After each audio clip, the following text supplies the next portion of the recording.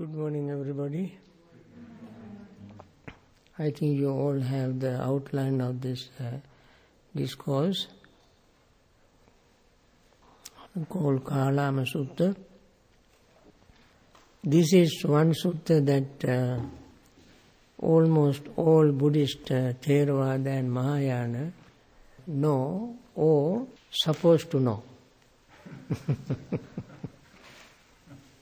It has come in many different versions because it is one of the most popular discourses of the Buddha. It is also at the same time quoted in various places by various people for various reasons, not particularly for the reason that are mentioned in the sutta itself, but for their own personal reasons. And mostly for some ulterior motive, they use this discourse as an excuse. For instance, if somebody does not want to go to a temple, does not want to observe the precepts, does not want to meditate, they always quote this sutta and said, even the Buddha said, don't believe in anything. So we don't have to believe in dana, sila, bhavana, meditation, nothing we don't have to believe. Because Buddha said that. Where? In Kalama Sutta. So let us see what Buddha said in the Kalama Sutta. You know the story that it was a tradition in the time of the Buddha that various ascetics and mendicants and religious people passed their time assembling in certain places and wandering and meeting and discussing various issues, religious as well as philosophical, sometimes maybe social issues. Now, the Kesaputta is an area where people called Kalamas lived. And because of various people came to their assembly hall, those days they had a very big public gathering hall, like a community hall, for people to gather, perhaps to spend the time there, spend the night, or sometimes when they meet to discuss various current issues. And in Kesaputta village also there was such a assembly hall, and various religious teachers came, and whenever new teacher came, people gathered around him, and he would present his own religious tradition. And each person, of course, was praising one's own religion and despising others. And people really were very much confused about this different presentation and praising one's own belief and despising others. They were really confused. Then they heard that the Buddha also went to that village. And before he went, his reputation went before him. And as soon as he went there, people had already gathered. And when Buddha sat down, then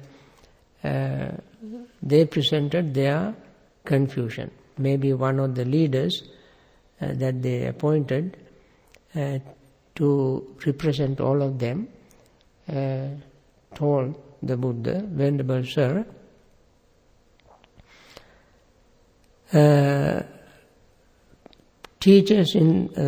previous teachers expressed their...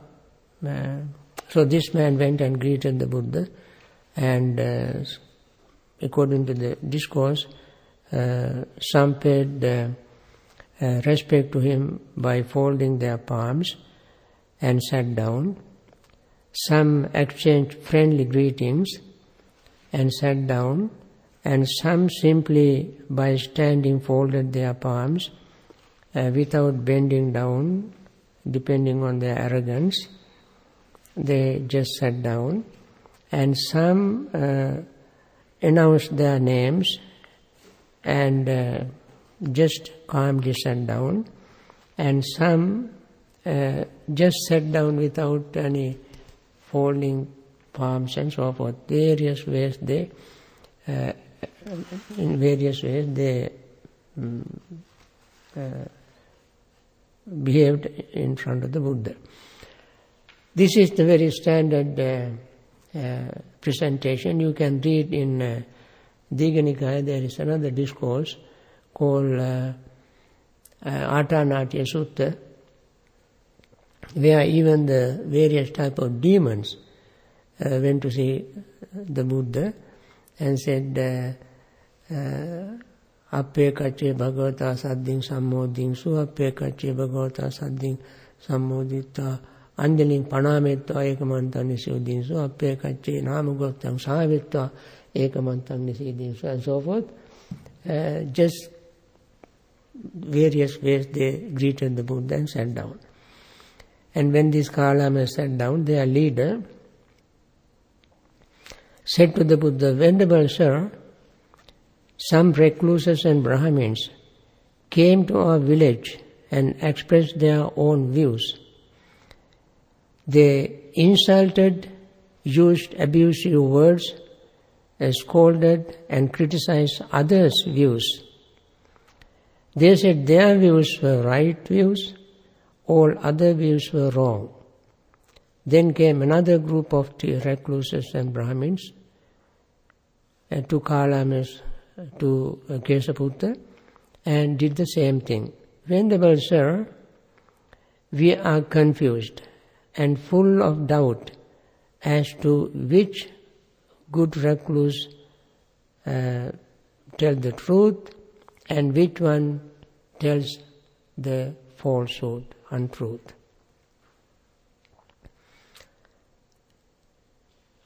And Buddha, this is a wonderful thing in the Buddha's approach. He did not criticize any of them. It's a wonderful thing.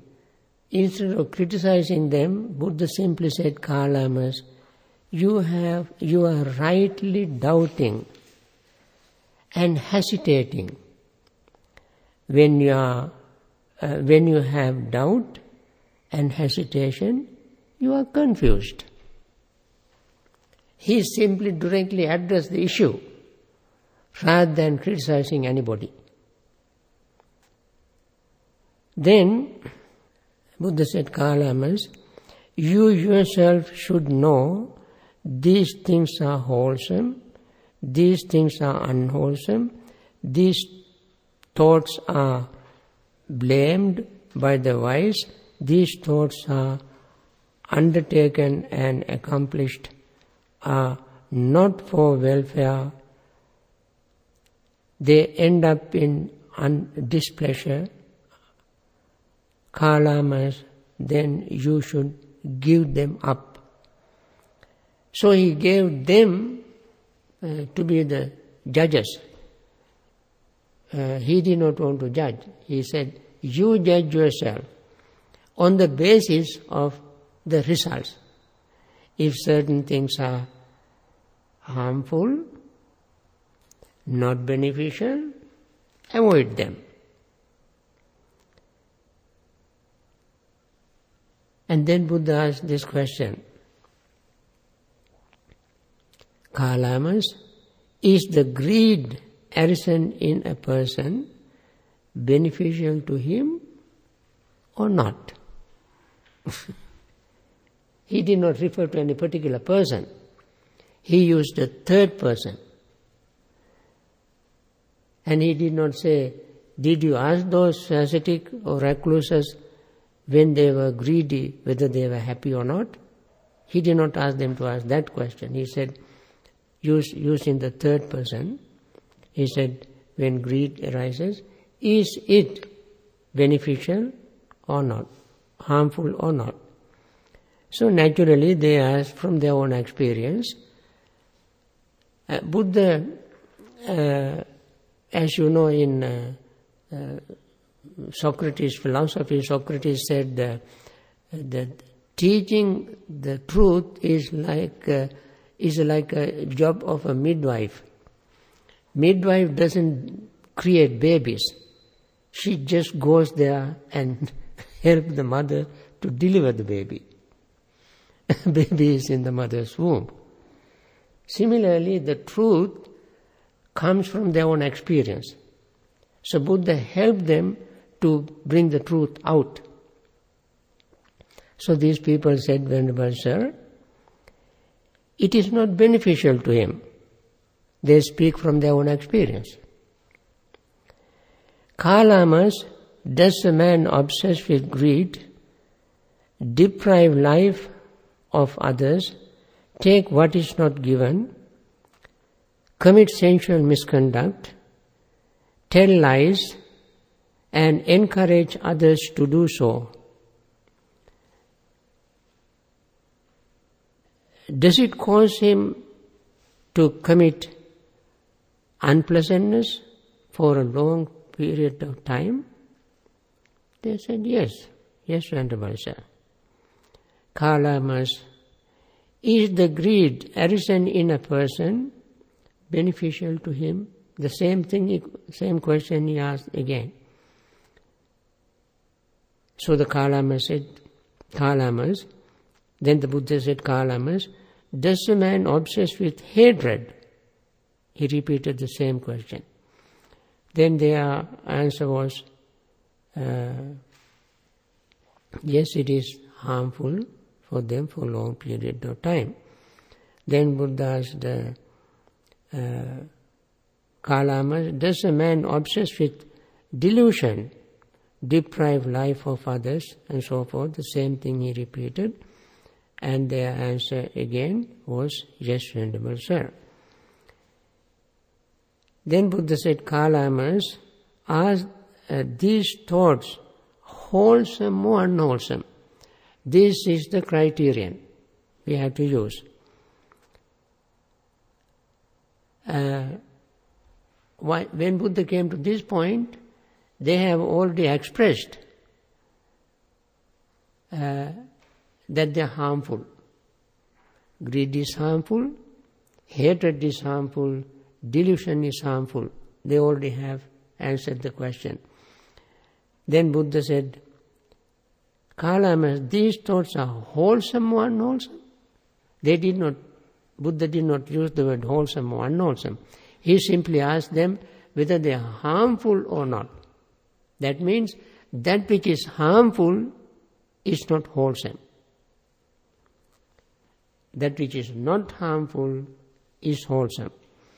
So Buddha asked, are these thoughts wholesome or unwholesome? Unwholesome, Venerable Sir. Why unwholesome? Because they are harmful. Harmfulness is the result. Wholesome, unwholesome is the cause. Now he showed them causal relationship between these two. Teaching the dependent origination in a very simple way for any ordinary person to understand. Then again Buddha asked, are they right thoughts or wrong thoughts? Wrong thoughts, Venerable Sir. Why wrong? Because they are harmful.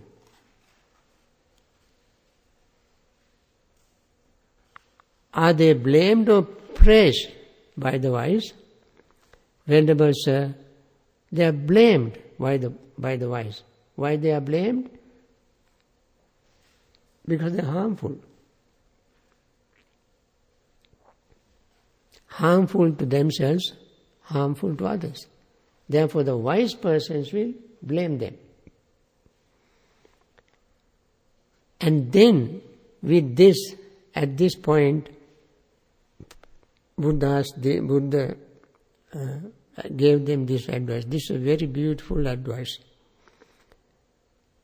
I think it is very good for us to remember them, all these 10 points, either in Pali or in English. Whenever we talk about Kalama Sutta, these 10 points we must remember either in Pali or in English. In Pali, revelation, anussava. Buddha said, do not accept anything through revelations. We will explain these things in detail. First, this is the Buddha's way of teaching. First, as I mentioned yesterday, the style of Sutta, the scheme of Sutta. First he gives the introduction. Then he gives the summary and then explain. Now this is the summary. First he gave the introduction. Then he gives the summary. In the summary he said, do not believe anything through revelations.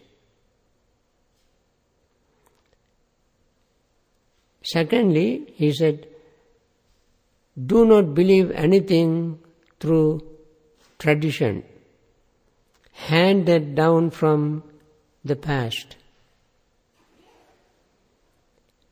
Third, so that is the second in Pali is called parampara.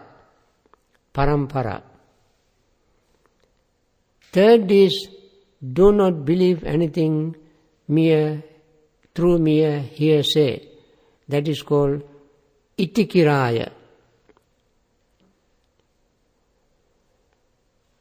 Fourth, do not believe in anything because it accords with the scriptures. Pitaka Sampadaya. Pitaka Sampadaya. Fifth is, do not believe in anything through logic.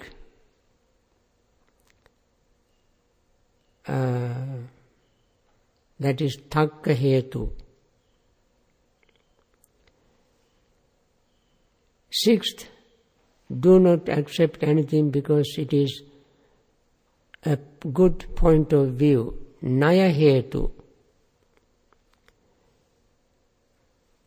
Then the next is, do not believe anything through having considered reasoning. That is Akara Parivitakka. Akara Parivitakka. Next is, do not believe, do not accept anything because one is convinced of some theory. Ditti Nijjana Khanti. We will explain all these things in detail later on. Do not accept anything through the testimony of some recluse, some reliable persons. Bhavya Rupataya. And do not believe in anything because this thinking that this person is respected teacher, that is samano no guru. And do not believe in anything because it is in the scriptures. That is called Pitaka Sampadaya. Now, these 10 points we put into two categories. The one category is, or one group is from number, let me read it only in English so that you can form the group easily. First is, do not accept anything through revelation, do not accept anything through traditions, do not accept anything through hearsay, do not accept anything because it accords with the scriptures, do not accept anything through logic, do not accept because it is point of view, do not accept anything through having considered reasoning, do not accept anything because one is convinced of some theory, do not accept anything through the testimony of some reliable person, and do not accept anything thinking that this person is a respectable person. Now, number 1 to 4 is one group, number 9 to 10 is another group, and number 5 to 8 is another group. Actually, altogether there are only two groups. That means number 1 to 4 and number 9 to 10 are based on faith. What are the number 1 to 4? Believing in revelation, believing in traditions, believing in mere hearsay, and believing in the scriptures. These are the 4. And the other 2 are believing in something because depending on the reliability of the person, appearance, and the number 10 is this person is respectable person. And these 6 points are based on belief. And the remaining 4 based on reasons, or based on intellect. Now, Buddha asked Kalamas not to base their reliability acceptance based on mere faith or based on mere reasons. Why is that? His teaching should be accepted either based on faith.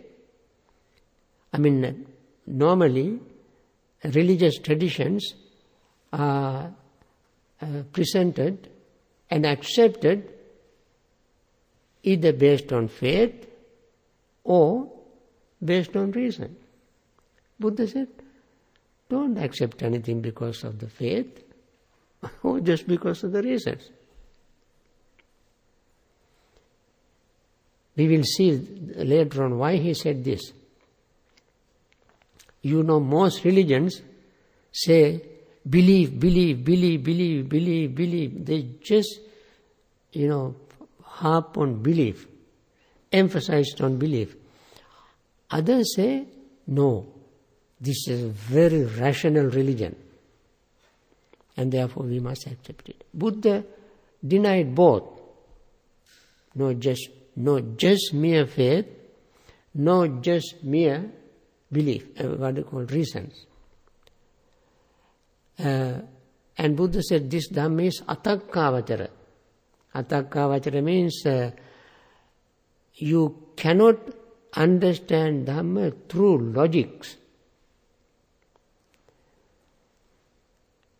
We give examples later on why he asked us not to accept anything through logics.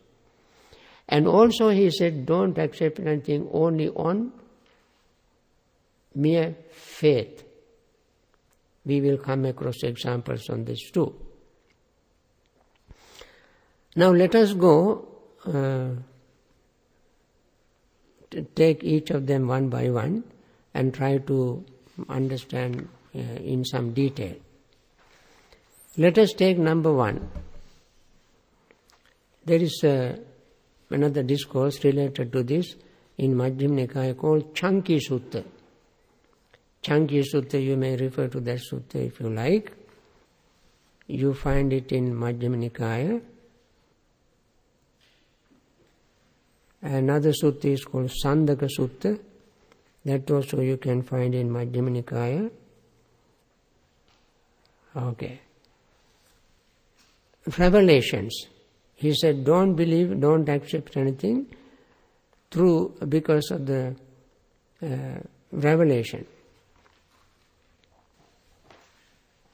When Chunky had a discussion with the Buddha, in his defense, he said, Venerable Gautama, this is how it has come down in our tradition. Then Buddha said, Bharadwaja, there are 5 things that may turn out into 2 different ways here and now. What 5? Faith, approval, oral tradition, reason, cogitation, and reflection, reflective acceptance of a view. These 5 things may turn out in 2 different ways, here and now. What are the 2 different ways? What are the 5 things? 5 things are faith, approval, oral tradition, reason, cogitation, and reflective acceptance. These are the 5 things. And these 5 things can turn out to be in 2 ways. What are the 2 ways? Now somebody may be fully accepted, or something may be fully accepted out of faith, and yet it may be empty, hollow, and false. That is one. Something else may not be fully accepted out of faith, yet it may be factual, true, and unmistaken. You see, you have faith, belief, accepted things through oral traditions, and your reasoning and reflective acceptance, and they may turn out to be false, empty. Something may not have been accepted because of faith, approval, oral tradition, reason, cogitation, and reflective acceptance, may turn out to be true. It is not accepted based on these things, but it may turn out to be true. So, if somebody says that this is my true belief, this is my tradition, this is my reasoning, this is my logic, and therefore I think this is true. To that extent, the person tells the truth. If the person says, this is my belief, this is my opinion, this is our tradition, this is my reasoning, and because of this reasoning, these traditions, these views, these opinions, I believe this to be true. And if, to that extent, the person tells the truth. If somebody says, this is my belief, this is the tradition, these are the reasons, this is my views, and therefore this must be the only truth, everything else is wrong, that person does not tell the truth. You can see the difference? One is, let me take one of them to make it easy. Suppose somebody says, this is my belief. And I believe in that. And the person to that extent tells the truth, that the person only tells his own belief. That's all right, because he is entitled to have his belief. But if he says, this is my belief and this is the only truth, everything else is wrong, that person does not tell the truth, because that person does not represent all beliefs in the world. That person represents only his own belief. And he cannot make a general statement about all other beliefs. Similarly, this is my views, this is my opinion, this is my traditions and so forth. For all these things he can say, this is my tradition, I believe in that. To that extent he tells the truth. If he says, this is my tradition, this is the only true tradition, all other traditions are wrong, then he does not tell the truth, because he has no right to represent all the traditions in the world. He even does not know all the traditions. Similarly, he cannot say, this is my view. To that extent he tells the truth. If he says, this is my view, and this is the only truth, everything else is wrong, he is not telling the truth, because he cannot represent the views of the whole universe. He can represent his own views and so forth. So, Buddha said, therefore, believing in something depending on tradition is one thing, and revelation and accepting accepting that particular thing is one thing, is but the truth is something different. And then the next point is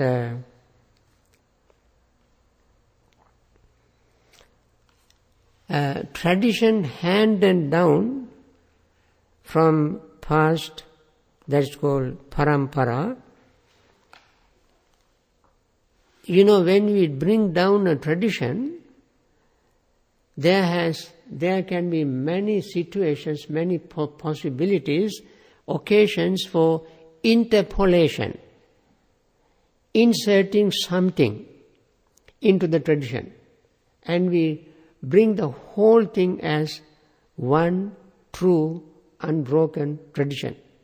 And yet, within, because the tradition is something that has come down from generation after generation after generation, handed down to generations, one generation to the next and so forth. And during this transmission, during this transferring time, something else can come into that tradition. And that is why the Buddha taught the Dhamma in a most untraditional way. He did not follow the tradition. That is why his teaching is called Patisotagami, going against the tradition, going against the current.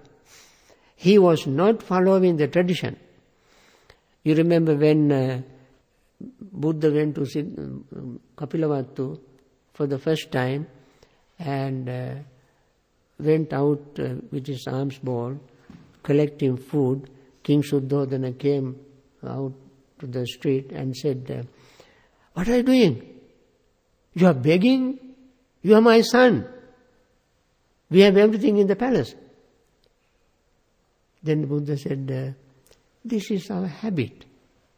This is our tradition. Your tradition? Your tradition is a royal tradition. Have you ever heard any king going out begging?" Then Buddha said, "Sir, that is your tradition, not the Buddha's tradition." So he broke away from that tradition. king's tradition, royal tradition. In his time, believing in Creator is a tradition. Buddha broke away from that tradition. Believing in a permanent, eternal soul or self was a tradition. He broke away from that tradition. Believing in caste system, they believed that Brahma created 4 castes, Brahmin, Kshatriya, Shudra, Vaishya and so forth. He broke away from that tradition. He said, this is silly, senseless. And in his time, women were trodden down, women were treated like dirt. Buddha broke away from that tradition. He said, no, women should be treated equally as men. Like that, he went on breaking down, crumbling, destroying all traditions. And advised his disciples, you follow the tradition of Dhamma. That nobody can change.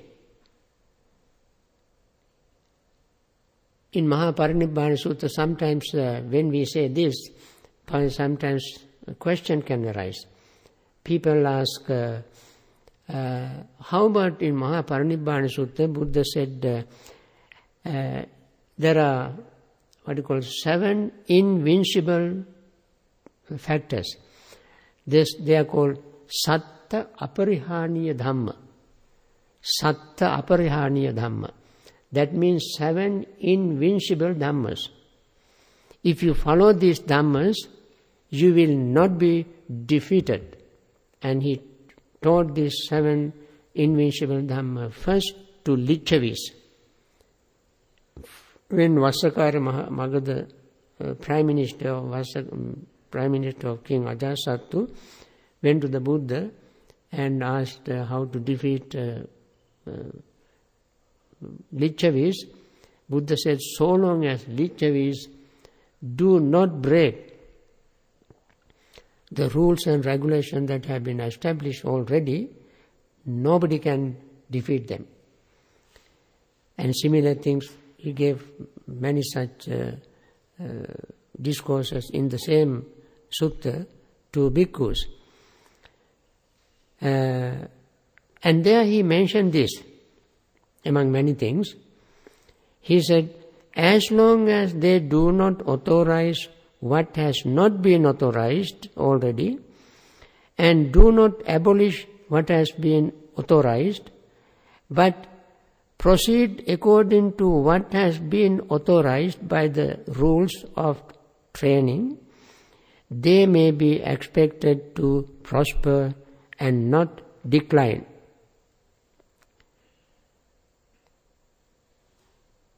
This refers to tradition. Now, therefore somebody can ask Buddha mentioned to Kalamas not to follow tradition, but he followed tradition. That's called Sanatana Dhamma, ancient tradition. What is this tradition Buddha followed? Tradition of Dhamma. That is indisputable. And that is what he wanted us to follow. Not the tradition that somebody introduced arbitrarily, according to that person's own whims and fancies, but the tradition of Dhamma is not introduced by somebody.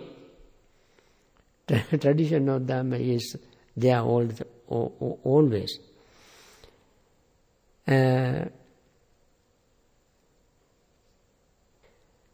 So the difference, we have to understand the difference between this statement and the Vedic traditional teaching.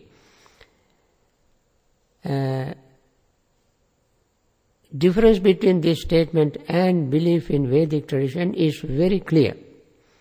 Here, the training rules are well established, After considerable deliberation and experiments to maintain the harmony of the Sangha, to make it easy for the modest monks and to nuns to live with ease, to lead their lives in right direction and to attain liberation from suffering.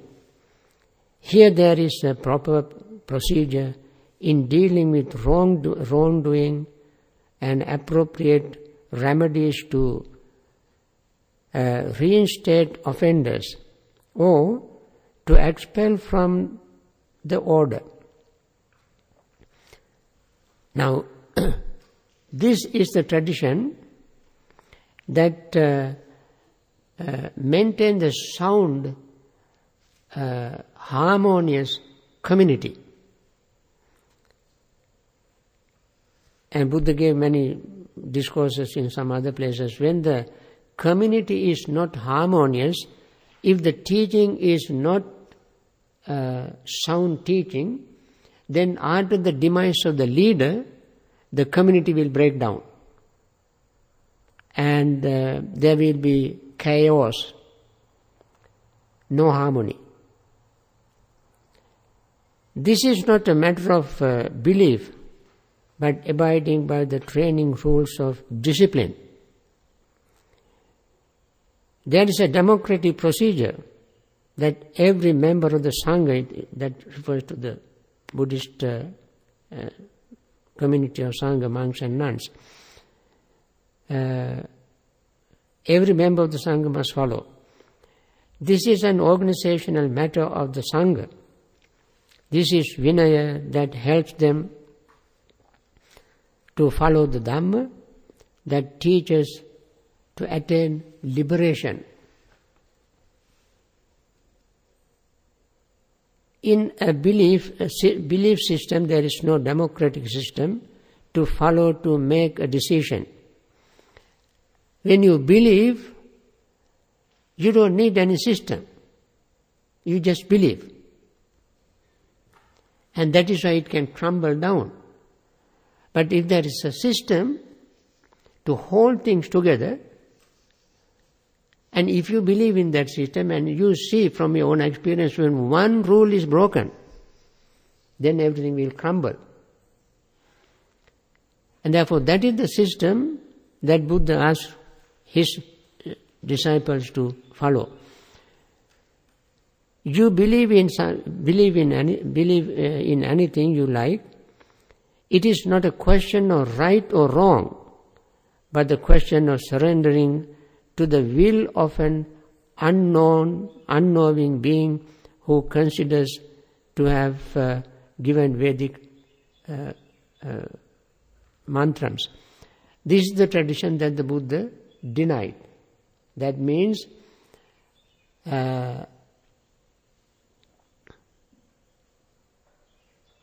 they utter certain things and think that that is the truth and insist others to accept it and believe it.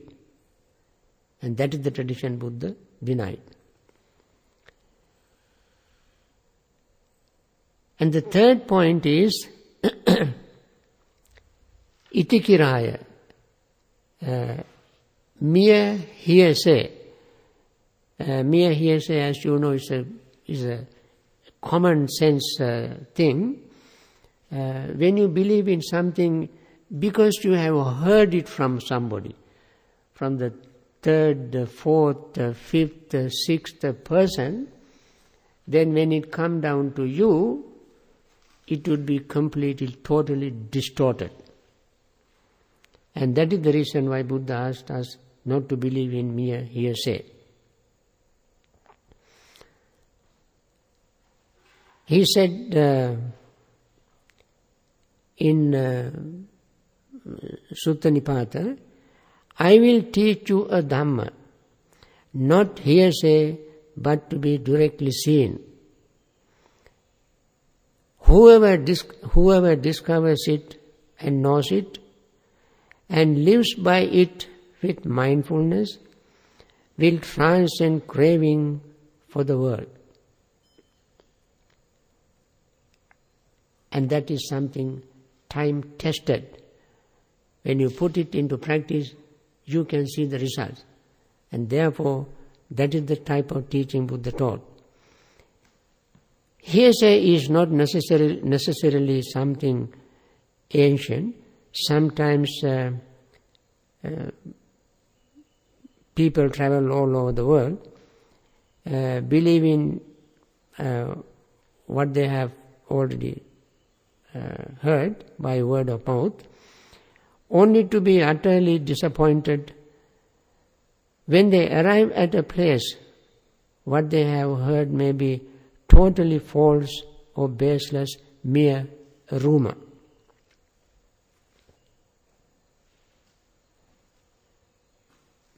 Sometimes mere hearsay can also lead to destructions, great calamity, and therefore mere hearsay is dangerous. One example that in the invincible Dhammas, when the Buddha taught to Magadha Prime Minister, who came to seek Buddha's advice, he said Lichavis cannot be defeated so long as they observe the rules and regulations that have been introduced to maintain their harmony. So long as they don't break them, nobody can defeat them. Then this man went, and he's a very cunning man, he went and devised a method to create disharmony among the Lichavis. He became friendly with them and got one among all these people. When they were all together in a meeting, he got one out of the meeting, whispered something to his ears. When this person came back, when he went away with this Magadha Prime Minister, they suspected, why did he go with him? And they also noticed this Prime Minister whispering something to his ears.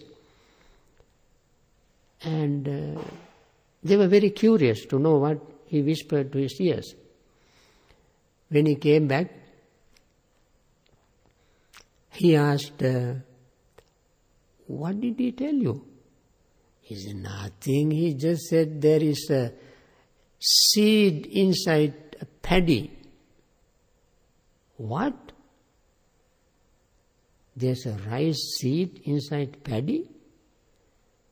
What a big deal. It's a very normal thing. Somebody doesn't have to whisper it to your ears. When you open the paddy grain, inside you can see rice. It's a very common sense thing. No, you are telling a lie. And he went and whispered similar things to another person. Something different. Also very silly thing. It's totally silly. But when others ask him what he did tell you, he would tell the same thing. Then they all believed. They heard from the second person, third person, fourth person, and so forth. Finally, they began to suspect each other and broke their unity. Nobody directly listened to this man. They heard what the others told them. For example, when he took the first man and whispered it to him, the other people would have asked him, what did you whisper to his ears? And then when the person who heard it came and reported, if he said the same thing that this person said, then they both match. Then there will not be any doubt. But he did not let them do that, and these people came and reported to others what they have heard, and then finally there was a disunity, harmony disappeared, and they began to quarrel, then it was very easy for Ajasattu to fight and defeat them in a battle. We don't have to go to history. We all know it even today. When you hear something from the third, fourth, fifth person, you will hear something totally different from the original story. That is why Buddha asked us not to believe in mere hearsay. I tell you my own experience. I mean, you might have had thousands of such experience in your life. When I went to Malaysia one day, somebody said, Bhante, there is a woman who has taken 7 frogs from a man's stomach. 7 frogs without operating. I said, what? Yes. This woman is in such and such a place, come and see. So he and I went. We went, we walked, and finally we saw many cars parked on the road, and we went to the house, and this woman, Chinese woman, gave 2 chairs for us to sit down. When we sat down, many people they are lined up to see her, and she had a big stack of eggs. She was speaking some English with us, talked to us in English. She was talking with us, and a man would come and say, I have a pain here. Okay, she would take an egg while talking with us. She would rub that egg on that particular spot where this man had the pain and break the egg, nothing. And then she would take another egg while talking with us. No mantra, no charm, nothing, just as casually she was talking with us, and broke the egg and broke another egg. After about breaking 10, 15 eggs, one egg may have a little white sort of clotted. Then she said, here you are, you have what you call calcium deposit. That is why you have, I removed it. This calcium was on that part of the body. I removed it. Now you go home. You will be okay. This man would pay her something and go. Another man comes and says, I have pain here. So he would do the same thing and say, do you have a blood clot in your heart? Because when you break several eggs, some eggs in the embryo, there's a little blood. She showed to him, see, blood here. I removed it. You had a blood clot. I removed. Here is the blood. You will be all right. Go home. This is what she was doing. And the story is spread around saying that she removed 7 frogs from a man's stomach.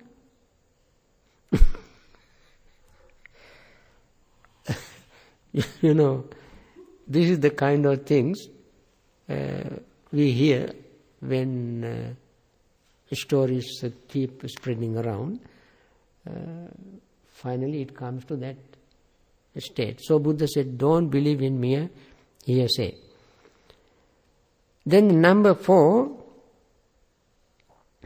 because it accords with the scriptures, Pitaka Sampadaya. This is the most abused, misinterpreted statement, point that most Buddhist people use. Pitaka Sampadaya, Buddha said, it is said, don't believe in anything because it accords with the scriptures.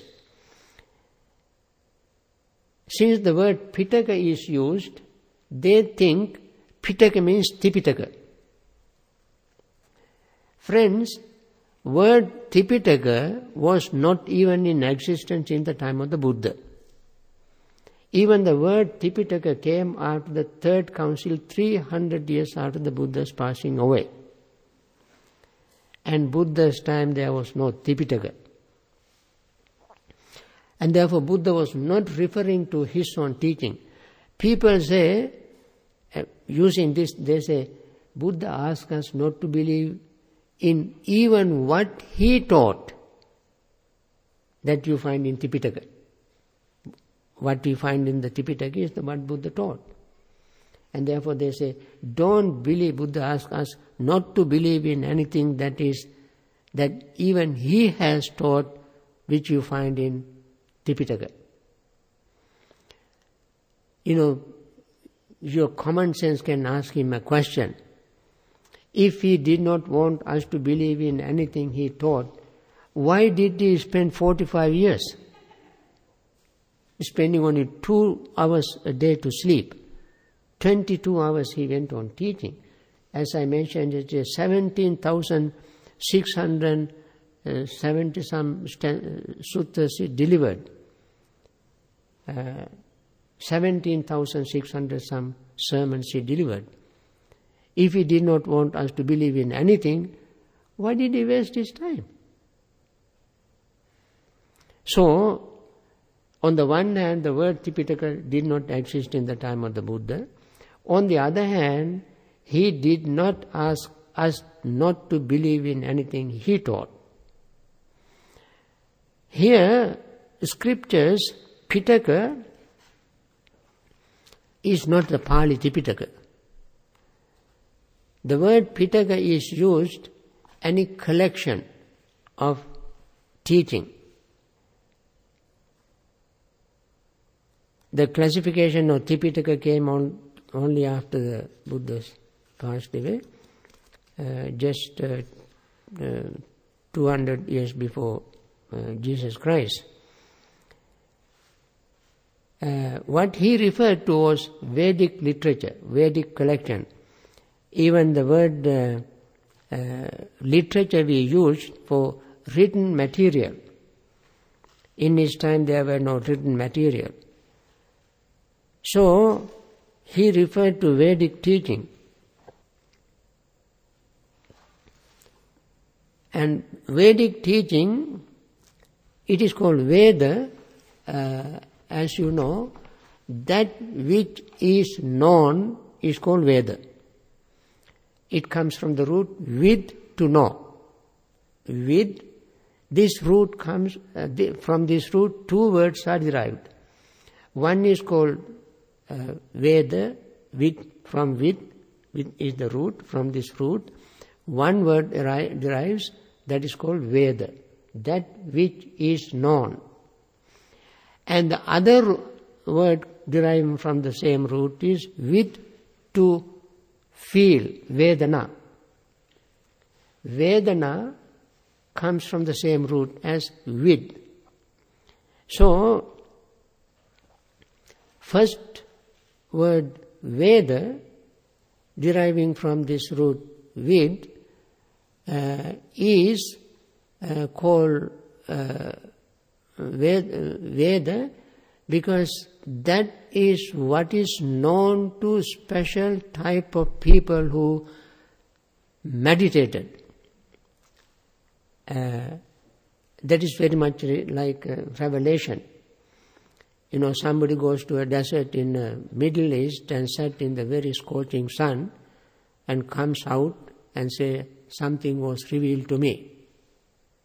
And he would teach people. Similarly, in India, those days, mendicants, ascetics,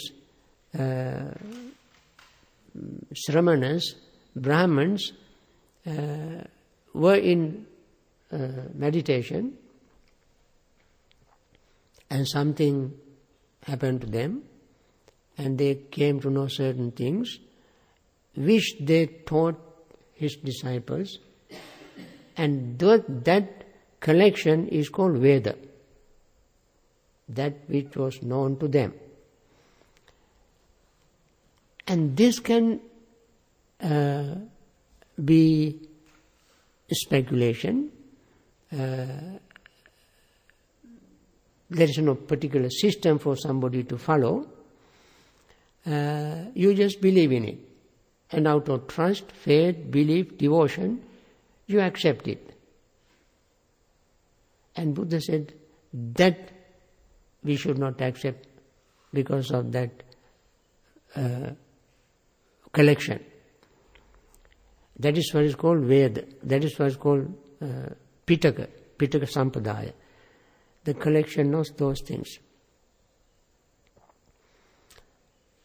And the other thing he asked us not to believe is testimony of some reliable person.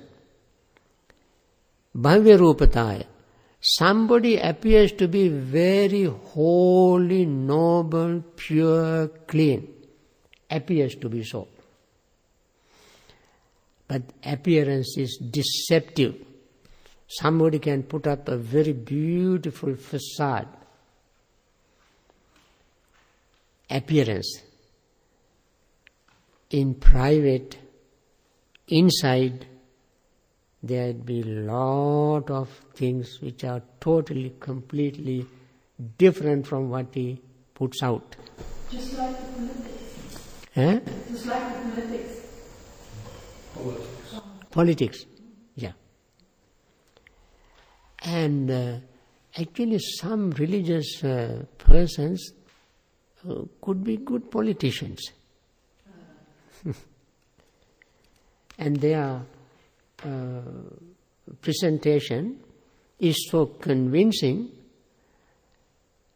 and they say, if you don't give $1 million, God will kill me. Give me $1 million. So these, naive, gullible people keep pouring money. That just happened recently in a Christian tradition, sending money to Oral Roberts, I believe. Yeah. He said he was going to die. Yeah. You want me to die? Yeah. You don't want me to die. Yeah. So give the money. Yeah, and he did. Yeah. And he didn't die. He didn't die because you gave money. It worked. And I call them gullible. I gave the meaning of the word gullible many times. If you have not heard the meaning of gullible, I tell you the meaning. The word gullible comes from the Pali word. Beautiful Pali word. It has a meaning. Gully means swallow. Baliso means bait. Gully baliso means swallowing the bait. Swallowing. Bait. Swallow. Swallowing the bait. Gully baliso. In English, gullible. Gully, G-A-L-I, B-A-L-I-S-O,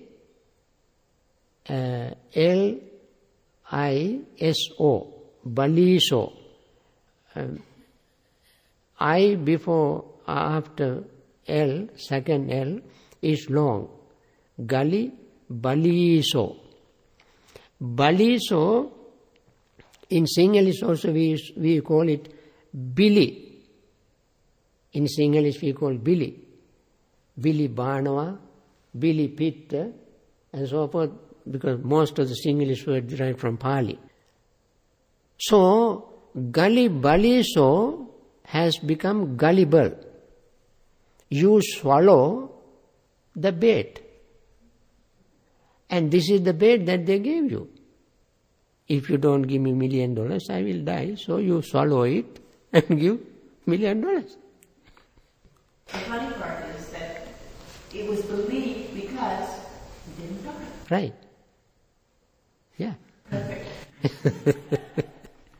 It is just like somebody gave me a casket and said, Bhante, in this casket there is a Buddha's relics.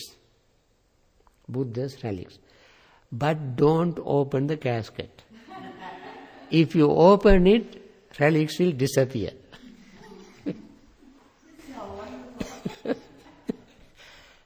So, it's a very big trick. But anyway, I opened it, there was nothing. So I opened, relics disappeared.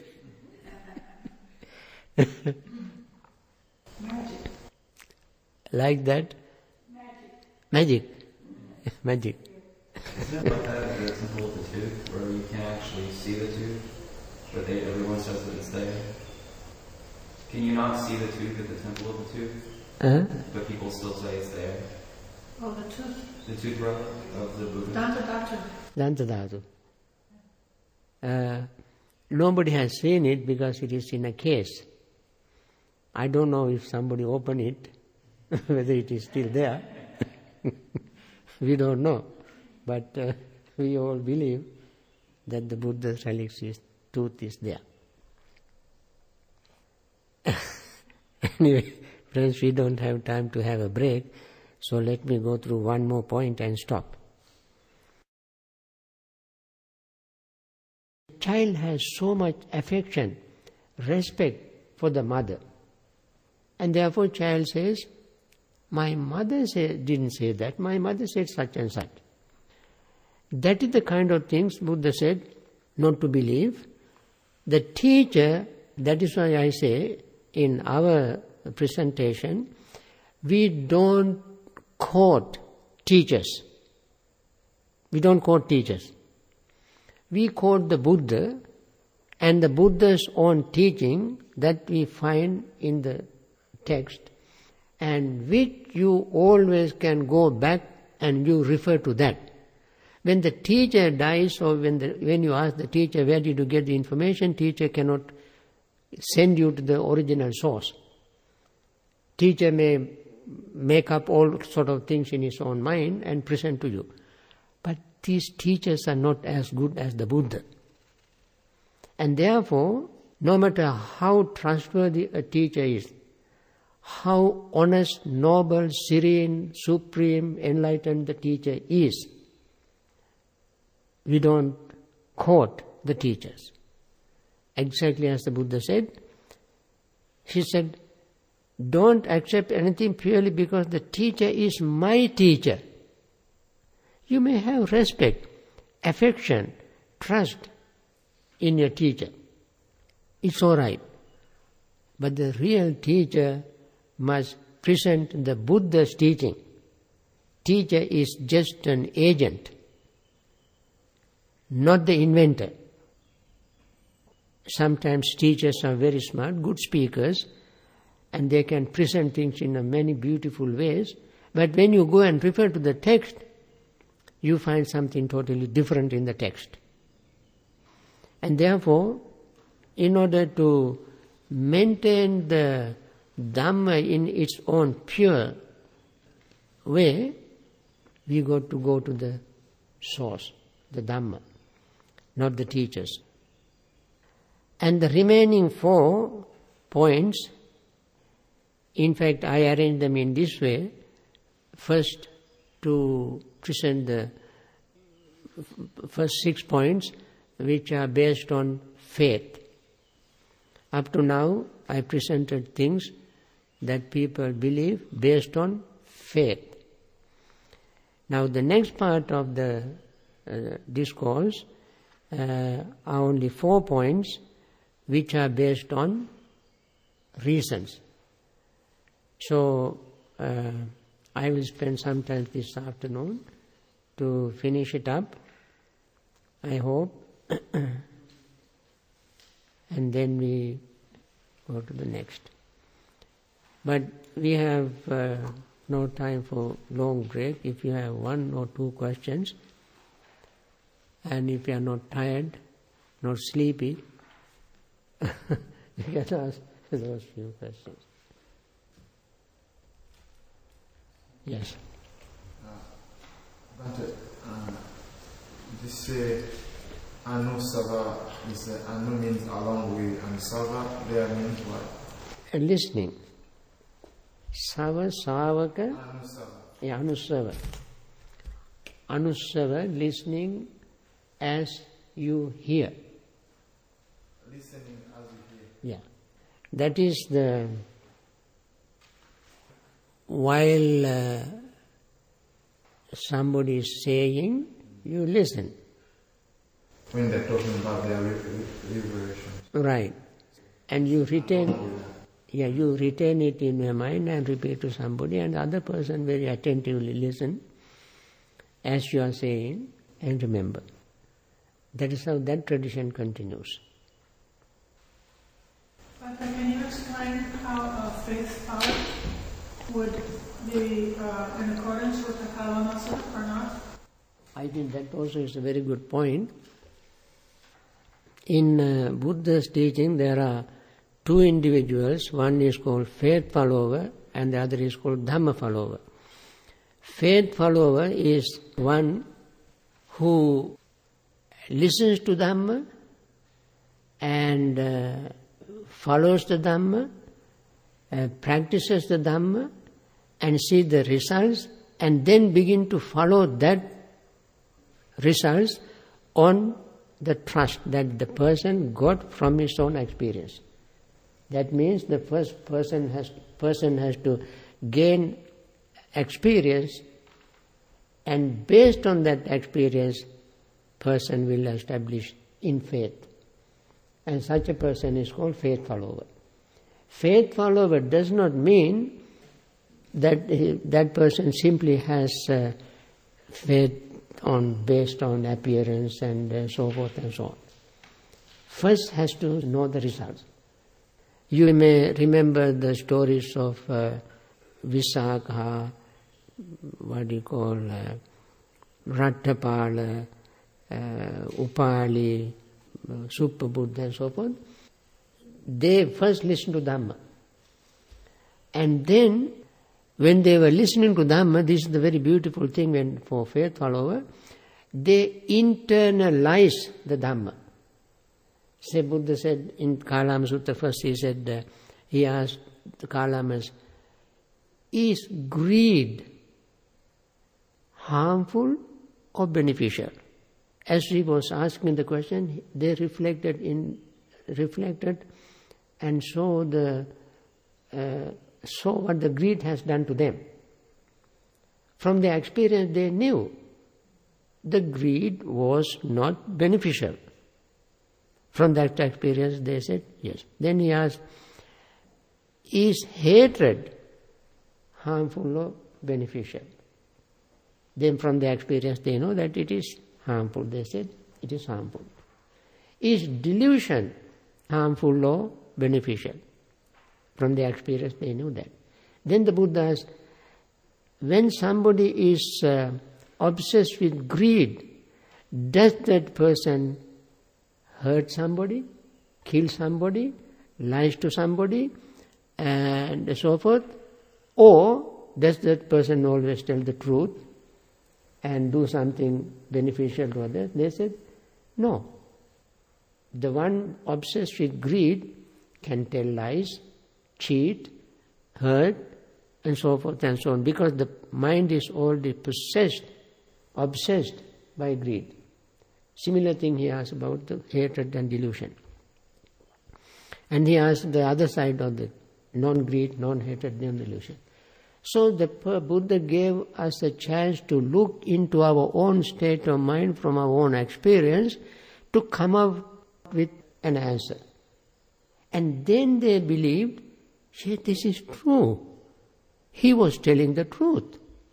And then have trust, faith. Yes. Bhante, for instance, now Anguttara Nikaya, long before he had heard the sermons, he had faith in the Buddha. And as soon as he heard the word Buddha, he knew that he had faith, and then he followed. You know, Anguttara heard the qualities of the Buddha, qualities of the Dhamma, qualities of the Sangha. And when you hear the quality, he did not have anything to discredit the qualities. When they said Buddha spoke the truth, Buddha taught the Dhamma, Adi Kalyana, Majja Kalyana, Pariyosana Kalyana, for example, one example. Anguttara heard that. The beginning is excellent, middle is excellent, end is excellent. When you hear even these three statements, you believe that this person may be telling something very meaningful, and then begin to develop faith. And all other 9 qualities of the Buddha, 6 qualities of the Dhamma, and the 9 qualities of the Sangha, and so forth. Sudatta of the Anathapindika heard this. And then he established faith in the Buddha.